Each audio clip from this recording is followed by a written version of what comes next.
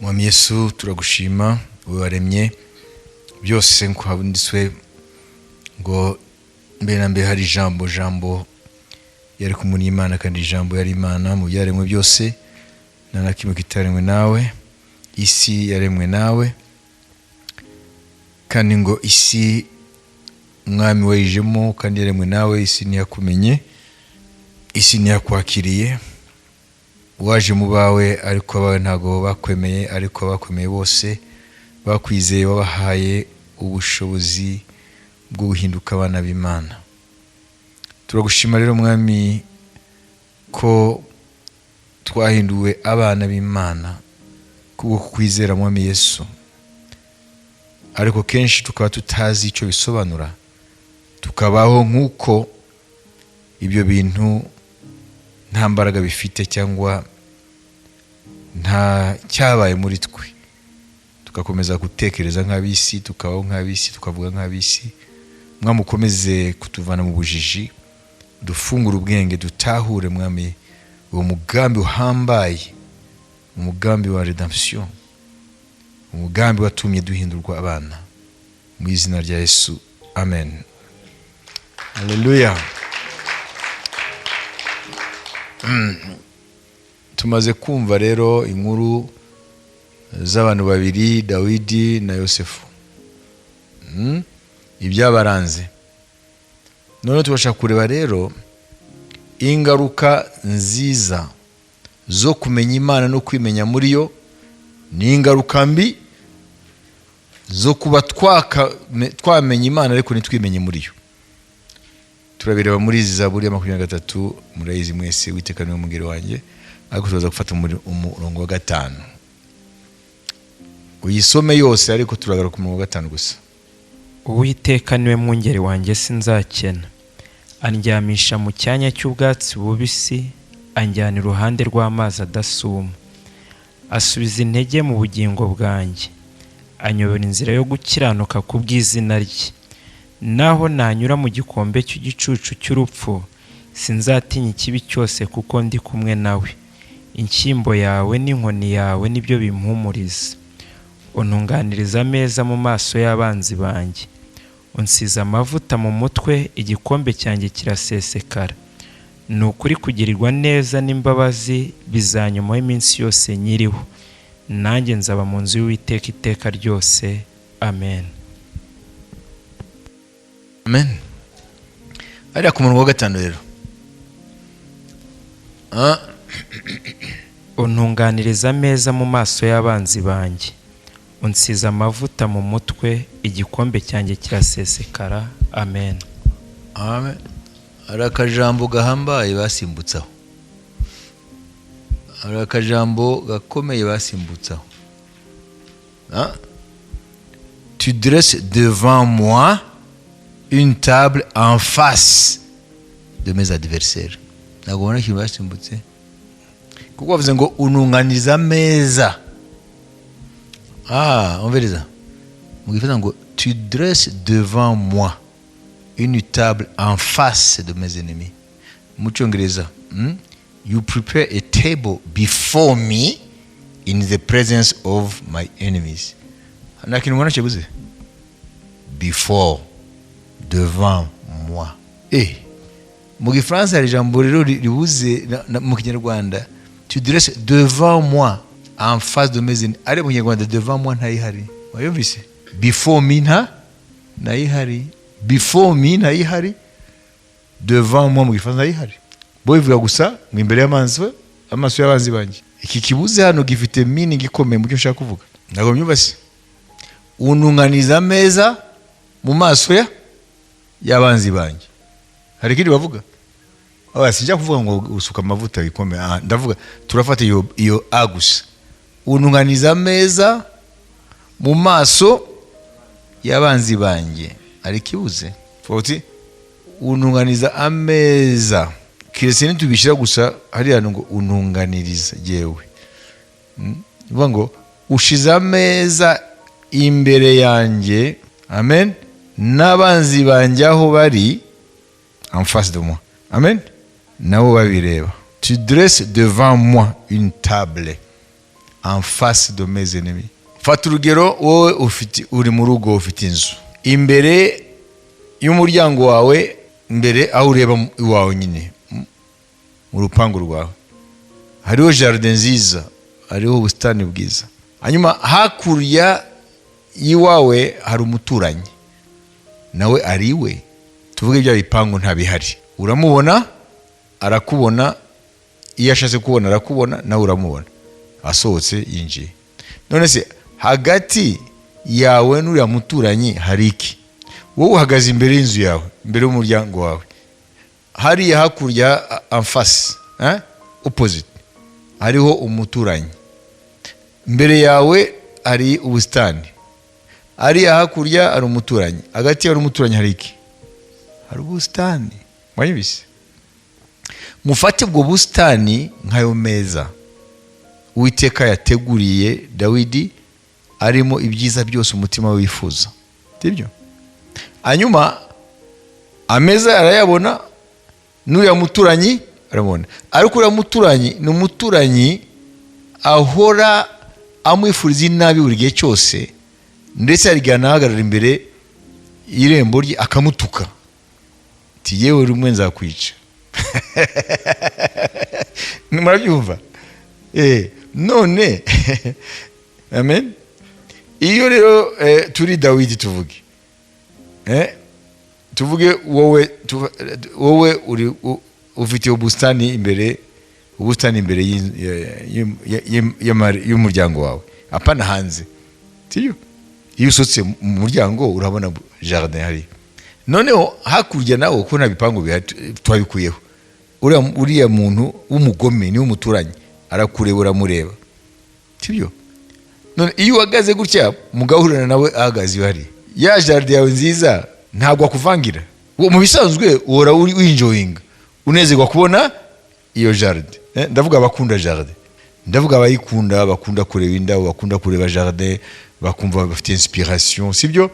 Bakumva ari cyo babwiye, bakumva barutse mu mutima no mu bitekerezo, sibyo? None mu gihe wowe wari usanzwe ureba indabo, jardin yawe nziza, ubusitani bwawe bwiza n'iki byose, amarose yameze byiza cyane, n'inyoni zikaza kurya gutuntu hariya, ko ari inyoni zifata ibyo kurya mu dufleur hariya tusa. Nawe mugabo rero arahagaze hariya na ya ndoro ye, ntabwo akuvangira. Nimwumva ibi muraza kumva mu buryo bw'umwuka iyo nshaka kuvuga. Amen. Uriya rero twamwita kidobya, sibyo se? Harakuvangiye, wabizi, kuko ntabwo wareba byombi. None Dawidi aravuga ngo Imana imutegurira ameza imbere ye, amen, kandi n'amaso ye areba ari imbere, naho hari n'abanzi, ariko ngo ntibimubuza ko anezererwa kwicara kuri ayo meza, kabone n'ubwo n'abanzi nabo bahari. Iyo bivuga iki? Ese ameza ari imbere ya Dawidi n'abanzi aho bari, niki kiri bugufi n'ikiri kure? Ameza niyo ari amuri hafi, sibyo? Twebwe rero dufite ingorane, iyo nshaka kubabwira. Ntabwo ari ameza asobanura ubuzima bw'imigisha, asobanura ko Imana idutegurira imigisha mu buzima bwacu, n'ibyiza Imana idutegurira ineza y'Imana. Amen. Murabona ko hariho n'amavuta avuga umwuka wera, ko amusuka amavuta ikombe kigasesekara, kikuzura, kikadeborda. Ni ukuvuga rero Dawidi ariho aravuga mu mwuka wera nk'umusizi. Mwanyibise? Mu buryo bw'umwuka ariho aravuga ngo ntabwo Imana izana imigisha yayo mu buzima bwe, izana ibyiza mu buzima bwe, izana kunezererwa Imana n'ibyo ikora mu buzima bwe ari uko abanzi batagihari. Hagati y'ingorane, hagati y'intambara, hagati y'ibizazane, hagati y'ibidasobanutse, ngo Uwiteka aho nuhashima gutereka ameza ye imbere y'abayo. Ingorane zacu ni ze rero, umviriza. Twavuze ngo ayo meza ayo twagerageje tuvuge jardin, sibyo? Nziza. Nuriya muturanyi mubi nawe ari en face yawe, ari muturanye ikiri hafi, wabonye ko ari jardin, we ari hakurya, sibyo? Twebwe rero duha umwanya munini kureba wa mwanzi aduhekenera amenyo, wa muturanyi mubi, kurusha kureba ya jardin iduha ibyishimo. Ameza y'Imana ari hafi ya Dawidi kurusha abanzi aho bahagaze. Barahari, ariko ntabwo ahanga amaso abanzi. Amen. Ahanga amaso Imana, ari nayo yamutegurira y'ameza kurusha bariya abanzi. Muri abihugu ba Dawidi babayemo, mu mico yaho, iyo umuntu agutumiye iwe, iyo bita host, wowe uri guest. Iyo umuntu agutumiye mu cyongereza bamwita gute? Arakostinze, ni host. Hanyuma wowe witwa guest. Ntibamuha ngo guest house. Kuki bavuga guest house? Yakira abashitsi nubwo bishura. Wayibise? Iyo mvuze ni ukuvuga uriya Dawidi ntabwo yataga umwanya cyane aguma hanze amaso abanzi, aguma yibaza ukuntu bari bumutere, ahubwo we yanezererwa kwicarana n'Uwiteka ku meza. Muri ya bihugu rero Dawidi babayemo, ibihugu bya Middle East, Moyen Orient, mu burasirazuba bwo hagati, iyo umuntu akwakiriye iwe, amen, akagutegurira ku meza, okay, byabaga bivuga ngo ntugire impungenge n'imwe, n'umutekano wawe nawo nawitwararitse. Niko mwibise muri culture hariya. Nuvuga ngo iyo yagutumiye iwe cyangwa uri guest, uri mushitsi we, sibyo? Noneho arakwakiriwe, uraza kwarara wenda cyangwa kwirirwa simbizi, cyangwa kamara iminsi. Ayo meza yaguteguriye ati wowe urye, unezerwe, winjoyinge, utita ku mutekano wawe, kuko ntabwo ngutegurira meza gusa, n'umutekano wawe, sibyo? Ntabwo urawushize, ntabwo nawibagiwe. Dawidi rero mugumeko n'Umwuka Wera, iyi Zaburi 23 ariho aravuga ngo nubwo abanzi bari imbere yanjye mbabona, ariko aya meza Uwiteka yanshize imbere, amen, ngo nyicaraho nkanezerwa muri presence y'Imana, ntita ku cyo abanzi bashobora kuntwara. Amen. Kuko twabonye ko hariho before me, in the presence of the enemies, devant moi et en face de mes ennemis. Ni position ebyiri ziri imbere yanjye. Ya jardin yacu araho iri, na muturanyi mubi araho ari, ariko uri hafi cyane, ikiri hafi cyane ni jardin bwa bustani, uri kure ni wa muturanyi. Twebwe rero mu buzima bwacu duhanga amaso ibibazo, bari abanzi n'abadayimoni bishe inyuma y'ibibazo baduteza, tukaguma turwana nabyo ku munsi, buri munsi, akaba aribyo tureba, akaba aribyo turota, aribyo dutekereza, tukibagirwa ko hagati y'iyo situation, hagati y'ibyo bintu turimo bitashimishije, Imana yateguye ameza.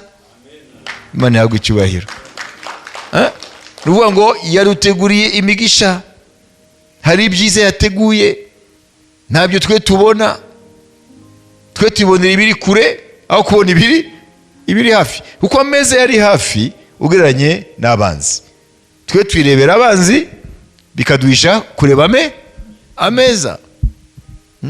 Ameza n'ubusabane, kuko ntabwo muri ya bihugu byariya ntabwo bagutumira gusa ngo murye gusa muzuze inda, ahubwo ni umwanya mwiza wo gusabana.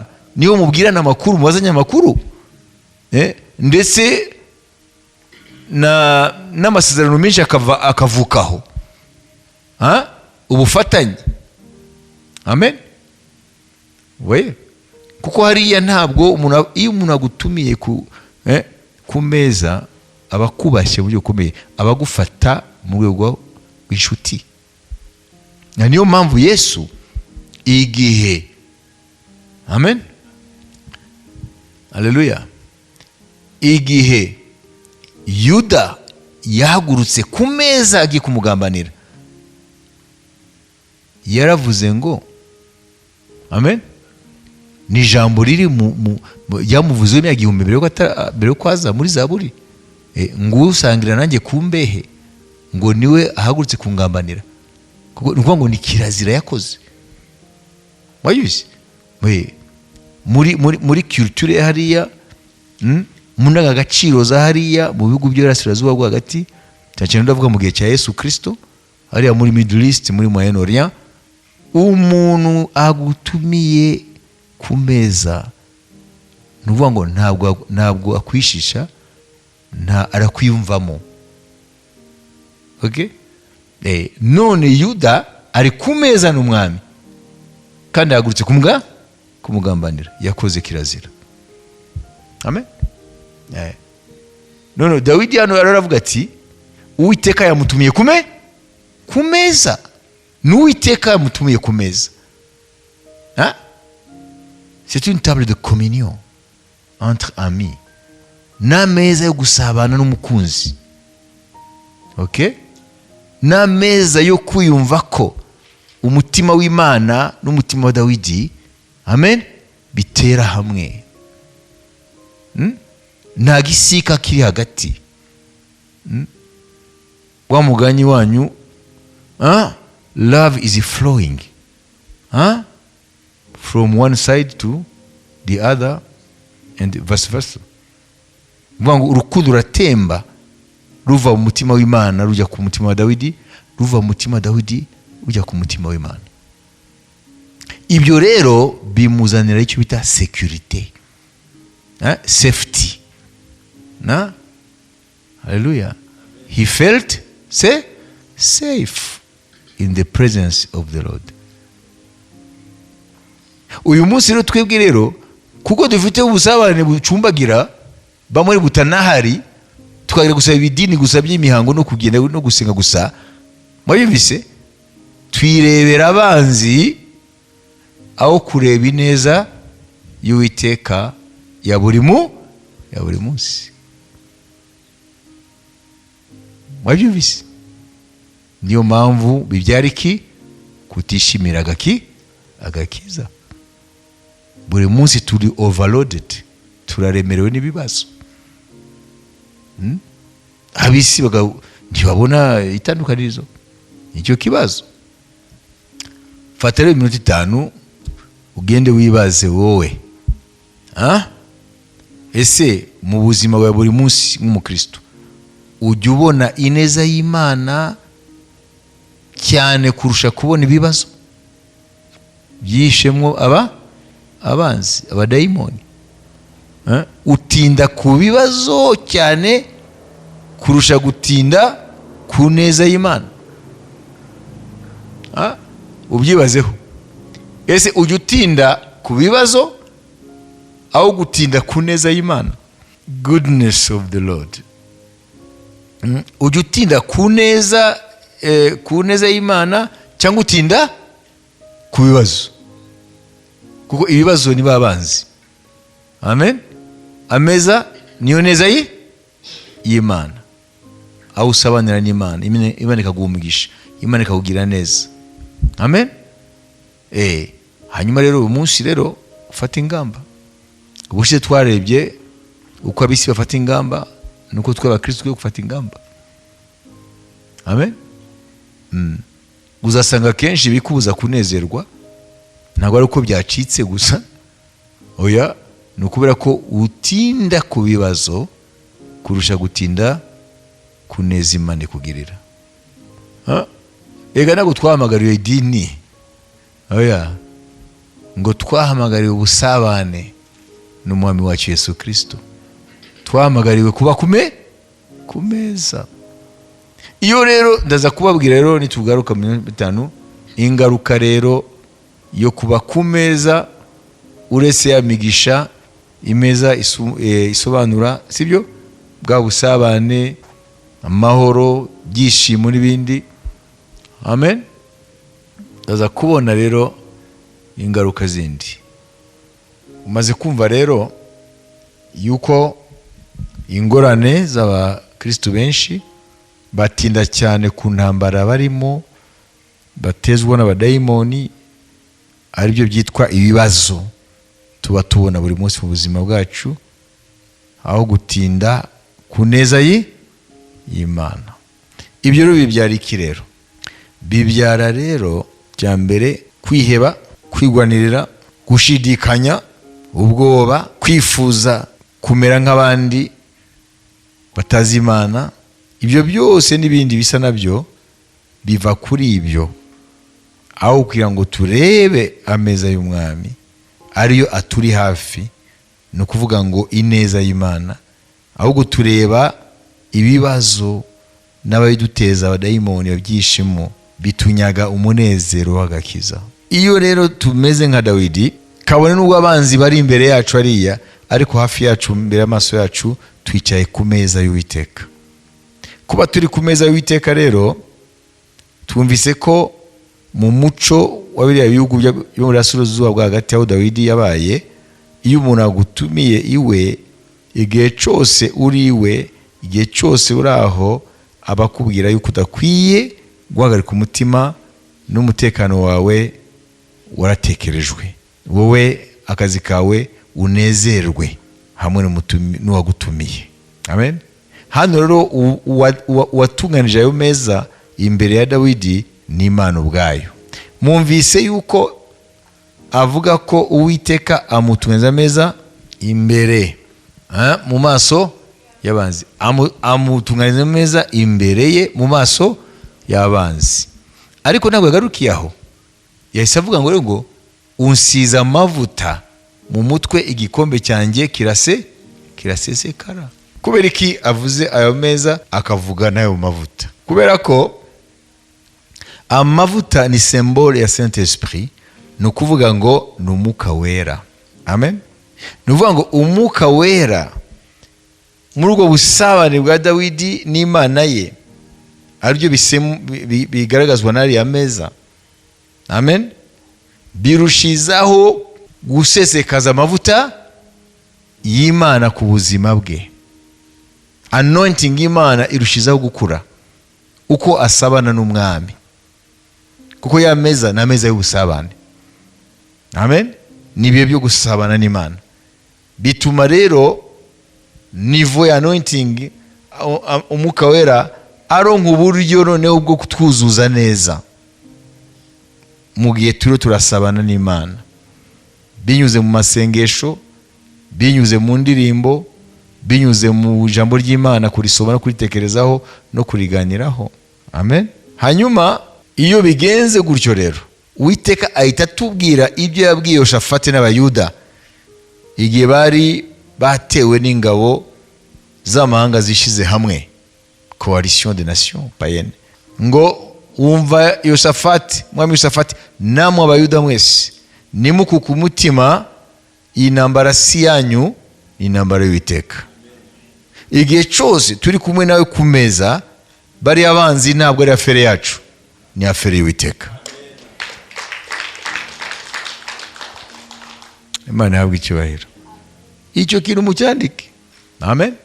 Uri ku meza y'Uwiteka, kabone n'ubwo abanzi bari imbere ye, intambara ntabwo ari iye, intambara ni Uwiteka, ni Imana. Haleluya.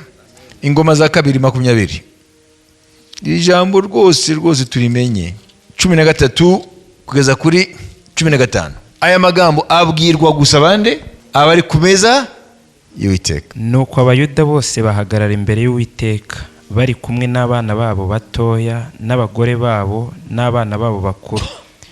Maze umwuka w'Uwiteka aza kuri Yahaziyeli mwene Zekariya, mwene Benaya, mwene Yeyeli, mwene Mataniya, w'umulewi wo muri bene Azafu, aho yari ari hagati mu iteraniro. Aravuga ati, nimwumve yemwe Bayuda mwese, namwe baturage b'i Yerusalemu, nawe wa mwami wa Yehoshafati, uku niko Uwiteka avuze, mwitinya kandi mwe gukurwa umutima n'izo ngabo nyinshi, kuko urugamba atari urwanyu, ahubwo n'urw'Imana. Amen. Haleluya. Urugamba si urwanyu, n'urw'Imana. Ariko se twebwe kenshi urugamba turugira urwacu, urugamba turugira urwacu, aho kugira ngo rube urw'Imana. Icyo nicyo kibazo. Mwumvise impamvu urugamba turugira urwacu? Ntago tuba ku meza y'umwami. Amaso yacu ntago tuyareba uwo turi kumwe ku meza, tuyireba abanzi. Duhanga amaso abanzi aho guhanga amaso Imana turiho turasabana nayo yaduhamagaye muri Yesu Kristo. None tugume gusa ku nkuru za Dawidi. Hagati yacu na Dawidi hashizemo imyaka hafi 3,000. None tugume ku nkuru z'umuntu wabayeho hashize imyaka 3,000. Icyo tuzi, Imana yabanye na Dawidi, niyo Mana yacu. Bivuga ngo Dawidi yaratambutse ariko Imana yarahari. None se ku Imana ihari, ntago dushobora kuba muri ubwo buzima bw'imigisha Dawidi yabayemo? Igisubizo ni yego. Kubera iki? Kuko uwamuhamagaye niwe yaduhamagaye. Amaze kumuhamagara yamusize amavuta akoresheje Samuel, murabyibuka. Natwe Imana yadusutseho amavuta ari umwuka wera binyuze muri Yesu Kristo. The same spirit, the same anointing. Nta mavuta, nta wundi mwuka Dawidi yahawe, ni umwuka twahawe. Amavuta yarafite niyo twahawe. Muzi yuko Dawidi yasigiwe kuba umwami kandi akaba n'umuhanuzi, murabyibuka. Amen. Natwe twasigiwe amavuta y'ubwami kandi ngo tukaba abana b'abahanuzi, murabyibuka.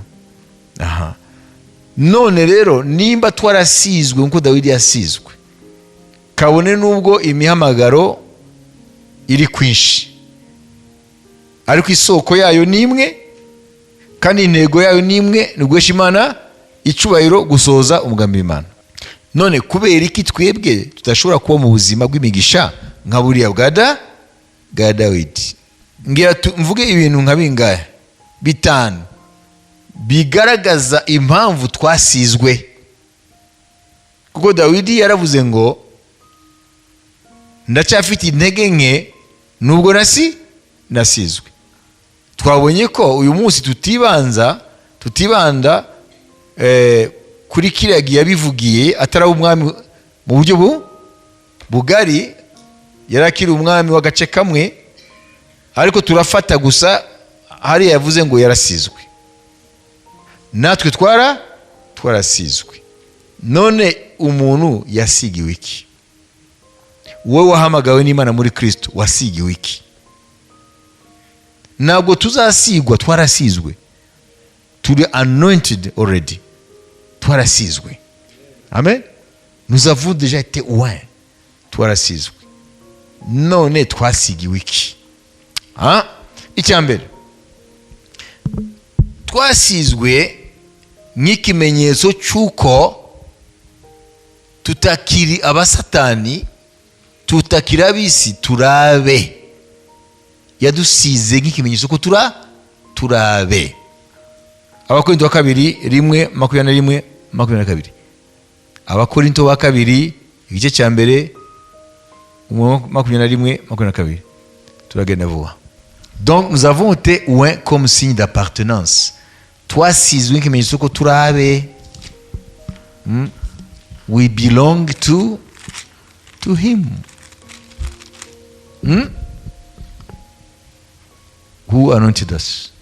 Toma. Imana niyo idukomezanya namwe muri Kristo, kandi niyo yadusize, niyo yadushyizeho ikimenyetso, iduha umwuka wayo mu mitima yacu w'ingwate. Amen. Amen.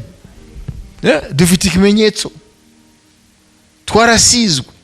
Nubwo twamwihakanisha imirimo yacu mibi, ariko yarushizeho ikimenyetso. Abadayimoni bazi yuko twasizwe, bazi yuko turabe. Abamarayika b'Imana bazi yuko twasizwe, bazi yuko turabe. Icyambere twumvise iki?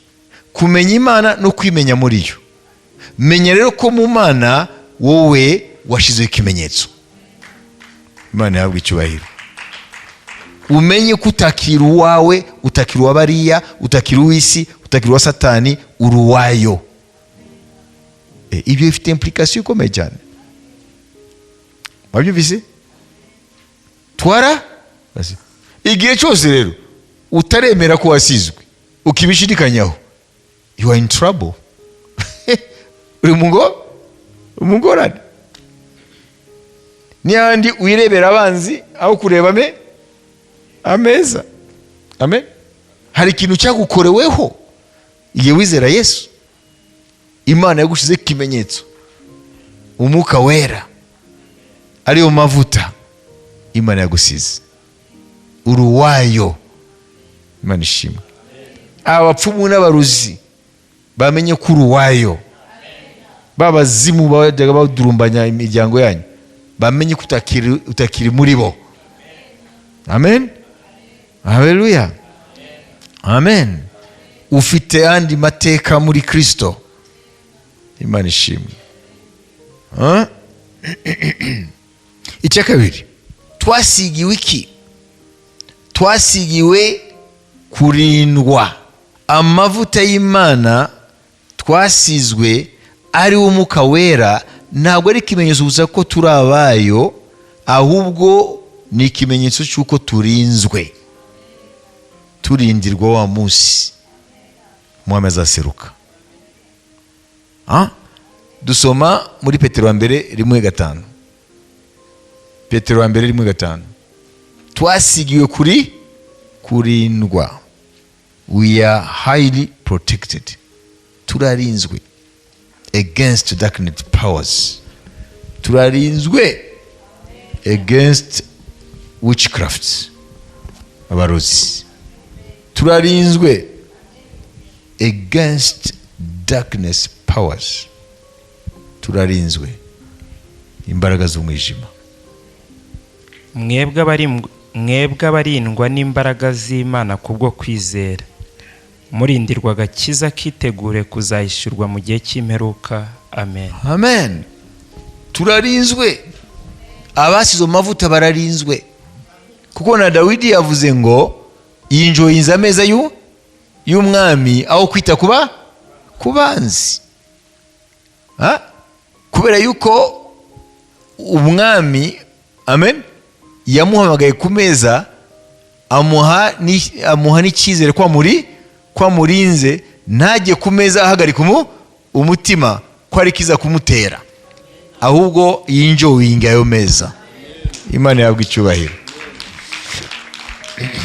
Icya kabiri, kubera iki twasizwe kugira ngo tuyikorere. Nous avons été oints pour le service. Icya mbere, nous avons été oints comme signe d'appartenance à Dieu. Kwa kimenyetso cyuko turabayo. Icya kabiri, nous avons été oints pour la protection. Twasizwe amavuta turindwe. Icya gatatu, nous avons été oints pour le service, le divin service. Twasigiwe kumukorera. Tubisoma ibyakozwe n'umwa 1:8. Twasigiwe kumukorera. Icyakora muzahabwa imbaraga umwuka wera nabamanukira, kandi muzabagabo bo kumpamya i Yerusalemu n'i Yudaya yose n'i Samariya no kugeza ku mpera y'isi. Amen. Amen. Umva se badusiga ikindi? Tubagabo kumuhamya sinubwiki. Kumukorera. Ibyo dukora byose intego y'amukuru ni iyi: Yesu amenyekane, ahabwe cyubahiro. Imana ishimwe. Donc nous avons été oints pour le service. Hallelujah. We are anointed to serve the Lord. Tumukorere. Icya kane, nous avons été oints comme héritiers. Twarasizwe nk'abaragwa. Twasizwe nk'abaragwa. Tubisoma Abefeso 1:13-14. Niwe namwe mwiringiye mumaze kumva ijambo ry'ukuri, ari ryo butumwa bwiza bw'agakiza kanyu, kandi mumaze kwizera niwe wabashyizeho ikimenyetso, ari cyo mwuka wera mwasezeranijwe. Amen. Subiramo.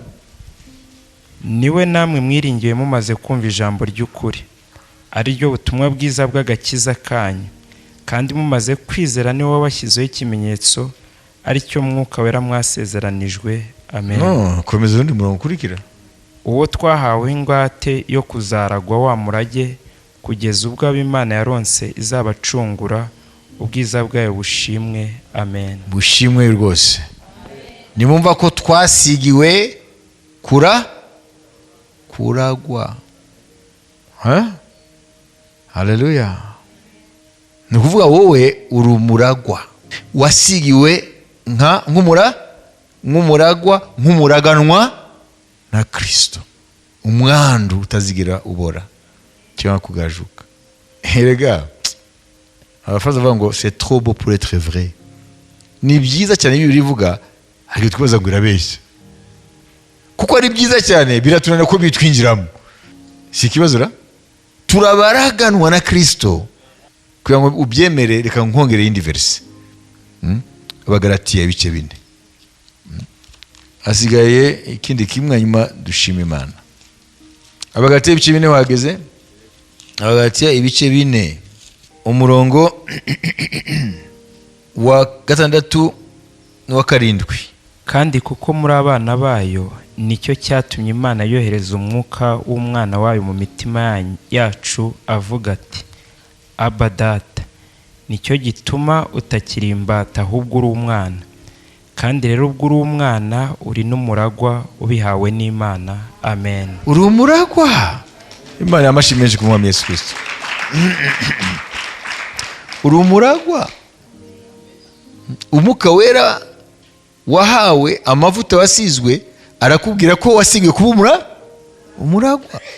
Hanyuma icyanyuma, twasigiwe kugira ngo tubabigishwa bayo, twigishwe n'ayo mavuta. Ari amavuta aratwigisha. L'onction nous enseigne. Umwuka Wera aratwigisha. Yohana wa mbere 2:27. Yohana wa mbere 2:27. Kuko gusigwa mwasizwe nawe kuguma muri mwe, ari cyo gituma mutagomba umuntu wo kubigisha. Kandi nk'uko uko gusigwa kwe kubigisha byose kukaba ari ukuri, atari ibinyoma, kandi nk'uko kwabigishije muba ariko muguma muri we. Amen. Gusigwa kuratwigisha. Nubona hano mwakwibaza ngo nigende ndiyo ndabigisha. Oya, hakurya yawe maso yanyu areba, aya mavuta niyo ari abigisha, ntabwo ari yewe. Your anointing iratwigisha. The Holy Ghost, Holy Spirit is our teacher. Niwe aratwigisha. L'onction nous enseigne. Uyu munsi rero mu kwanzura rero. Amen. Haleluya. Iyo ibintu byatangiye bikwiye kuba develope, hanyuma bikanzurwa. Ni ukuvuga ngo twabonye ko dushobora kuvuga ko tuzi Imana, ko twamenye Imana, ariko nitwibone muri yo. Iyo utibonye mu Mana, wowe ukavuga ko uzi Imana, ukaba utibonye muri yo, ntabwo ushobora na rimwe kumenya icyo yakugize. Kuva aho wamwizeye wahindutse iki, bivuga iki, bifite izihe ngaruka, bibasha iki.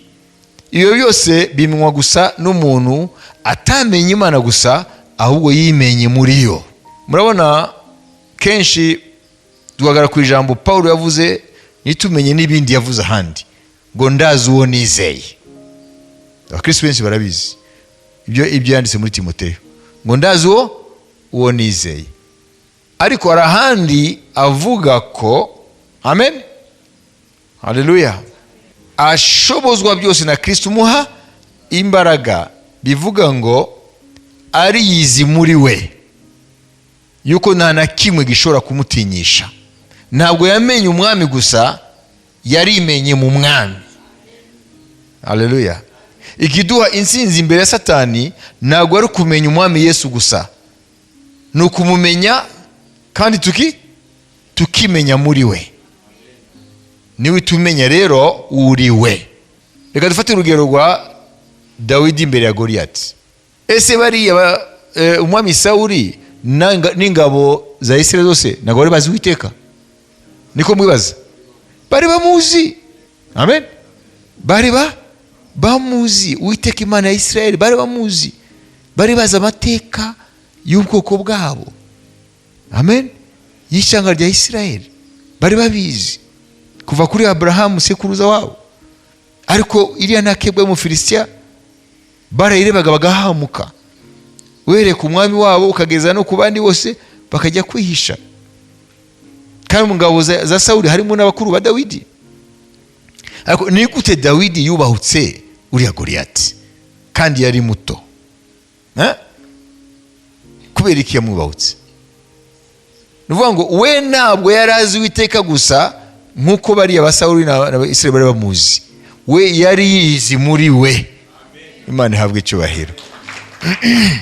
Na niyo mpamvu mu magambo yabwiye Goliyati, Goliyati amaze kumutuka mu mazina y'Imana ze n'ibiki byose, ngo aramwica mugaburira ibisiga n'ibiki byose, Dawidi yaramubwiye amagambo avuga muri make, aravuga ngo yego yaje ariwe aratuka Uwiteka Nyiringabo Imana ya Isirayeli n'ibiki. Ariko hari amagambo yaravuze ngo uyu munsi, amen, Uwiteka aramugabura mu maboko ye.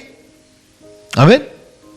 Anakomezwa n'amagambo yabwiye ba Sawuli, aravuga ati umugaragu wawe igihe naragiraga intama za data, idubu ryaza gufata umwana w'intama, nkarwana n'idubu nkayishwanyaguza, kuko niko uriya ntakebwa iratuka Imana ya Isirayeli ndi buyigire. Ariwe arivuga, amen, ibigwi afite mu Mana, atari we y'icyubahiro, ariko ariwe arivuga icyo ari cyo muri iyo Mana. Imana ihabwe icyubahiro. Murabyumva? Reka tubasome mu kurangiza 17 Samuel wa mbere 17. Ntabwo dusoma wose, sibyo? Dawidi dusome hariya tuere ku murongo wa 34. Soma Samuel wa mbere 17:34. Dawidi asubiza Sawuli ati, umugaragu wawe naragiraga intama za data, iyo zaterwaga n'intare cyangwa idubu, zigakura umwana w'intama mu mukumbi, narahubukaga nkayikubita nkayiyambura mu kanwa kayo, yamvumbukana nkayicakira akanwa, nkayicakira akananwa, nkayivutagura nkayica. Nuko ubwo umugaragu wawe yishe intare n'idubu, uwo Mufilisitiya utakebwe azapfa nk'imwe muri zo, kuko yasuzuguye ingabo z'Imana ihoraho. Amen. Amen. Mwabibise hano yavuze, amen, yavuze iby'Imana yakoze imikoresheje. Ni ukuvuga mu ijambo rimwe, yamenye Imana ye nawe arimenya muri yo Mana. Tiba ni ukuvuga ngo uriya Dawidi yashwanyaguje iriya ntare n'iriya dubu, niwe ari bushwanyaguze iriya ntakebwa. Mwabizi? Hariho kumenya Imana no kwimenya muri yo. Ibyo nibyo biguha ubutware. Ntabwo ari kumenya Imana gusa, no kwimenya muri yo. Twumve rero noneho ahuye n'Umufilisitiya rero. Tuve ibyo yavuze Dawidi. Amen. Ku murongo wa 45 uza kuri 46. Dawidi abwira Umufilisitiya ati, wanteranye inkota n'icumu n'agacumu, ariko ngiye nguteye mu izina ry'Uwiteka Nyiringabo, Imana y'ingabo za Isirayeli wasuzuguye. Uyu munsi Uwiteka arakungabiza nkwice nguce igihanga, kandi ndakugabura ibisiga byo mu kirere n'inyamaswa z'inkazi zo mu ishyamba, intumbi z'ingabo z'Abafilisitiya, kugira ngo bo mu isi yose bamenye ko muri Isirayeli hari Imana. Amen. Haleluya. Amashi menshi ku mwami Yesu Kristo. Amen. None mumaze gusomaho ubutware bwa Dawidi buhagaze ku bintu bingahe? Bibiri. Icya mbere, ubutware bwa Dawidi buhagaze kuki? Kumenya Imana ye. Icya kabiri, kwimenya muri iyo Mana. Twebwe rero kenshi tuvuga ko twamenye Imana, ariko ntabwo benshi bimenya muri yo. Na niyo mpamvu Abafilisitiya baturukangana tugakura imishwaro tukagarukira ku nyanja y'Ubuhinde, amaguru adakora hasi. Mwanyumvise? Amen. Yamenye Imana ye, yongera arimenya muri yo Mana. Amen. Alléluia. Donc, David a connu son Dieu, mais également, il s'est reconnu en lui. Yamenye Imana ye, arimenya muri yo. Donc, il savait quelle était la puissance de son Dieu, de quoi son Dieu était capable. Yarazi iby'Imana ishobora gukora, si byo gusa. Et il savait aussi, amen, de quoi il était capable par ce Dieu. Yarazi iby'Imana ibasha gukora n'iby'Imana ibasha kumukoresha. Mu ijambo rimwe, yamenye iby'Imana ibasha gukora, akamenya n'ibyo abasha gukora muri yo Mana. Yamenye iby'Imana ibasha gukora, akamenya n'ibyo abasha gukora muri yo Mana. Wayibise? Niyo mpamvu yatinyutse kandi ari umwana muto kurusha abakuru be n'abandi bantu bakuze bo mu ngabo za Isirayeli, n'umwami wabo Sawuli bagiye kwihisha mu Filisitiya kuko yabakangaga buri munsi. Iyo ta intimidation. Uyu munsi rero bavandimwe, rero aya masengesho no munsi aba masengesho adukangurira kugira ngo turushizeho kumenya Imana, ariko kandi turushizeho kwimenya mu Mana. Imana ishimwe. Haleluya. Haleluya. Turushizeho kumenya Imana kandi turushizeho kwimenya muri yo Mana. Haleluya. Izo mbaraga z'abapfumu n'abarozi nimba zije kugutera, wazibwira iki? Hanyuma dusenge. Wazibwira iki? Rwose mbabarire, sizongera. Niko uzibwira. Naguzongera kubacyaha mu izina rya Yesu, mu mahoro najyaga nivugira, sindi kumwe n'abariya. Wavuga iki? Wazibwira iki? Umva wazibwira iki? Ndiye nshaka numva umuntu umwe atubwira icyo yazibwira. Wazibwira iki? Tuvuge wowe uri ku buriri bwawe nijoro, umupfumu cyangwa umurozi muzi ko bagenda mu mwuka, ari planere ati uyu munsi sezera ku isi, ndaje kugutwara. Wamubwira iki? Ni ukuvuga ngo ntabwo umudiringa nawe, kuko wowe muri wowe urazi Imana yawe, uriyizi no mu Mana, uzi ibyo ushoboye, uzi n'ibyo ushoboye muri yo. Ko uti ndaje mu izina rya Yesu. Ahubwo uravuga ngo ugiye sezera isi, ahubwo isezerero na. Hanyuma uri bijyo ibiba imbere yawe, umenye ubutwari ufite muri wowe. Haleluya. Amen. Ngiyo intego isomo ry'uno munsi, kugira ngo twinjire mu butware bwacu. Amen. Kuko kenshi turabyibagirwa. Kadusenge. Data, turagushima ko waduhaye kukumenya, n'ubu turacyakumenya, ariko ikindi nacyo waduhaye natwe Mwami kumenya icyo turi cyo muri wowe, ariko kenshi turabyibagirwa. Uduhe kukumenya cyane, ndetse tunimenye muri wowe nko Dawidi yakumenye akimenya muri wowe, kugira ngo ubutware waduhaye tumenye ukuntu tubukoresha muri iyi si y'ibizazane, muri iyi si y'umwijima, muri iyi si y'amavariable menshi, muri iyi si y'ibibazo. Mwami, dupfukamishe abanzi b'Imana bose mu izina rya Yesu Kristo. Amen. Haleluya. Amen, amen. Reka dushimire Mama Flora na Mama Giema, Pastor Celestin, hanyuma na Pacifique, n'abavandimwe bakoze hariya mu buhanga bw'ibyuma, n'abandi bakoze imirimo y'Imana, ba Jacques n'abandi bose Imana, bose abakoze muri Imana tubakomera amashyi menshi.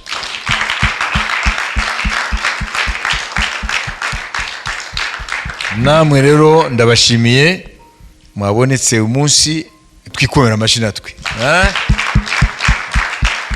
Haleluya. Uro ndabifurije rero kongera gusubiramo, numubona akanya musubiremo, kuko ntabwo urabizi uyo ugarukiye gusa kubyumva hano ça produit rien.